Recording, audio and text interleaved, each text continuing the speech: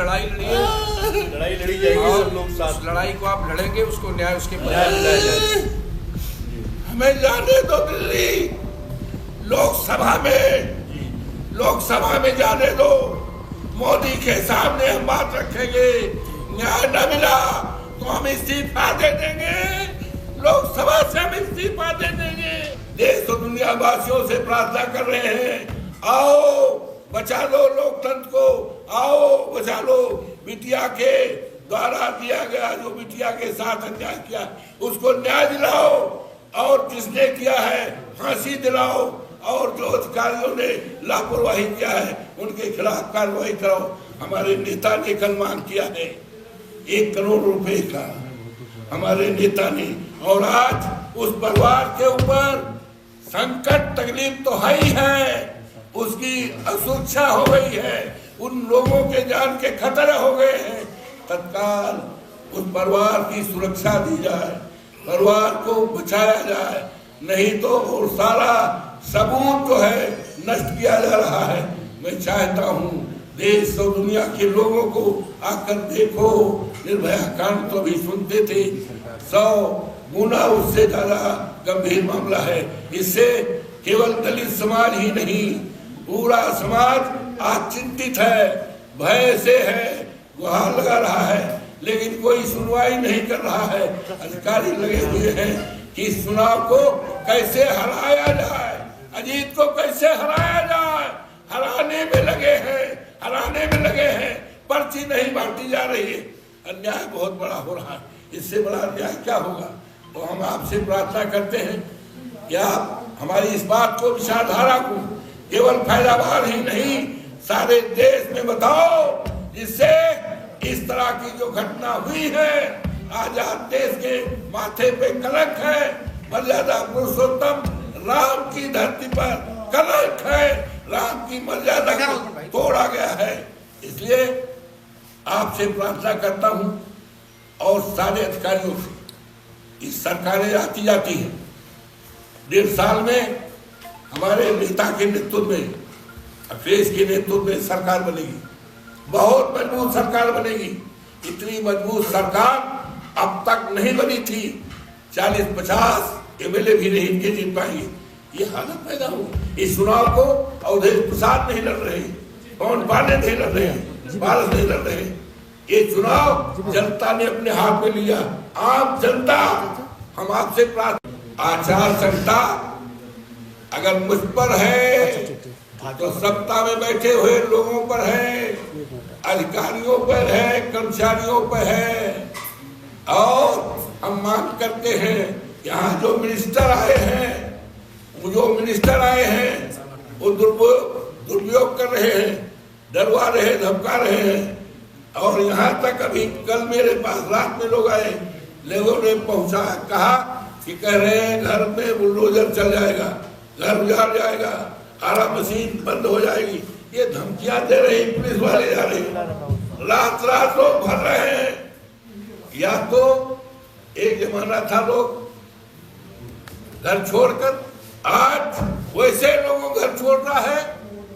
किसान अपनी फसल रखाने के लिए खेत में पड़ा है, किसान तो ऐसे परेशान है, बेबल है, वोट देना चाहता है, दे रहा है। आपसे ईमानदारी की बात है, चले जाओ। कल तक गाँव किसी गाँव में चलता था कि जो घटना यहाँ हुई थी निर्भया कांड, अभी तक मैं निर्भया कांड की दर्दनाक घटना को सुनता था, लेकिन कल जब मैं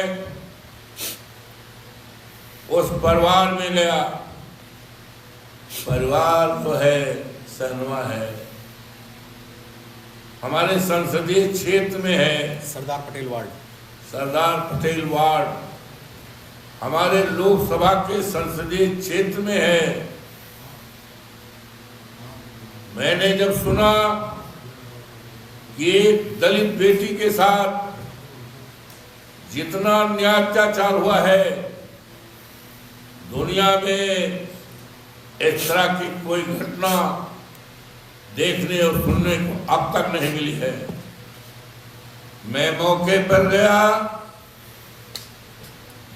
और उसकी मां बेहोश पड़ी है, उसकी बेटी बहन मूर्छित है, बाप मूर्छित है, सारे लोग डरे और दहशत में हैं। मैंने पूछा बताओ कैसे हुआ, तो एक महिला ने जो उसकी दादी लगती है अपनी सारी बातें बता दी।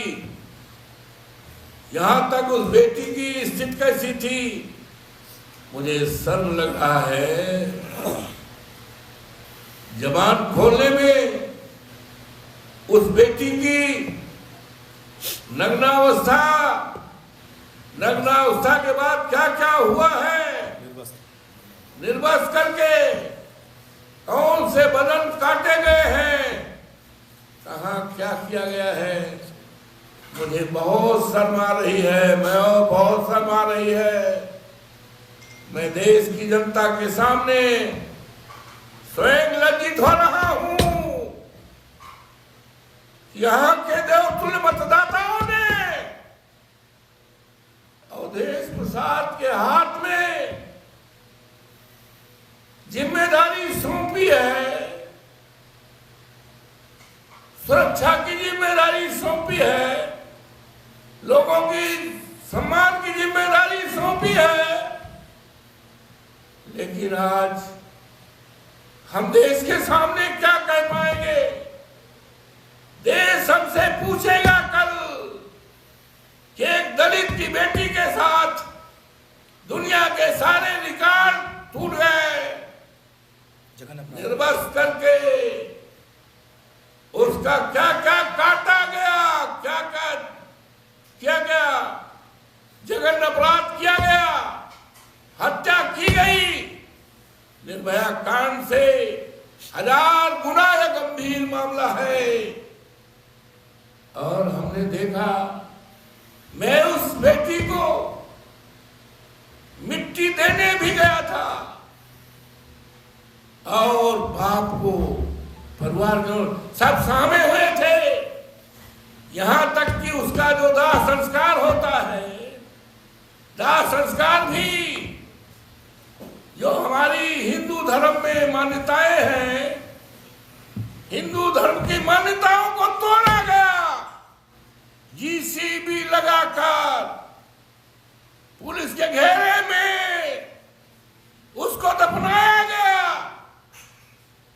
हमने भी 5 मुट्ठी जीसीबी को कहा, भैया जीसीबी देखो मेरे ऊपर न गिर जाए, किसी तरह 5 मुट्ठी उस मिट्टी उस बेटी की समाज में मैंने डाला है। हिंदू धर्म को हमने देखा है, उसका हम पालन करते हैं। लेकिन कल जब देखा कि जीसीबी लगा करके हमारी दलित बेटी को दफनाया जा रहा है, मां को देखने का, किसी को गांव को देखने का अधिकार नहीं किया गया, पुलिस सबने सामने करवा रही। जीसीबी हमने या तो देखा था जब गौशालाओं में हमारी गायें पानी बगैर, खाना बगैर, दवाई बगैर, रोहतार बगैर मरती हैं, तो मैंने बैसिंग में जाकर देखा था, जो हमारे संसदीय क्षेत्र में है, गायों को दफनाते हुए जीसीबी के द्वारा।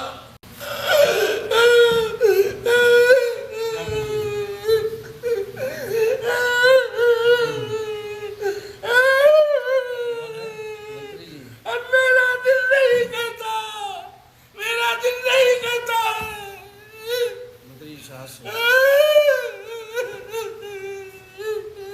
इतना बहुत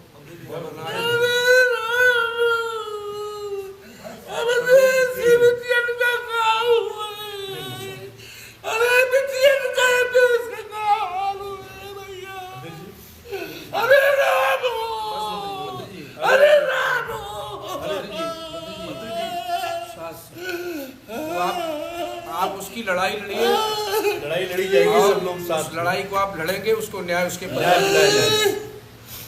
हमें जाने दो दिल्ली, लोकसभा में जाने दो। मोदी के सामने हम बात रखेंगे, न्याय न मिला तो हम इस्तीफा दे देंगे, लोकसभा से हम इस्तीफा दे देंगे। हम बचाने में, हम बेटी की इज्जत बचाने में नाकामयाब हो रहे हैं। इतिहास क्या कहेगा? मारामारी में इतिहास सैकड़ों साल बाद क्या कहेगा?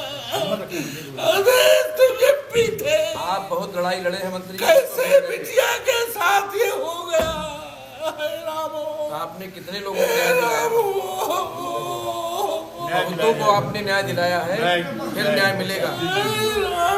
आपने बड़े से बड़े मामले दिलाया, लेकिन ये तो इतिहास का सबसे बड़ा मुद्दा हो गया, सबसे बड़ी घटना है ये, बहुत बड़ी घटना है। मर्यादा पुरुषोत्तम राम, लड़ाई में साथ मर्यादा पुरुषोत्तम राम कहाँ हो? सब साथ में है। कहाँ हो? सीता मैया कहाँ हो? राम हो जी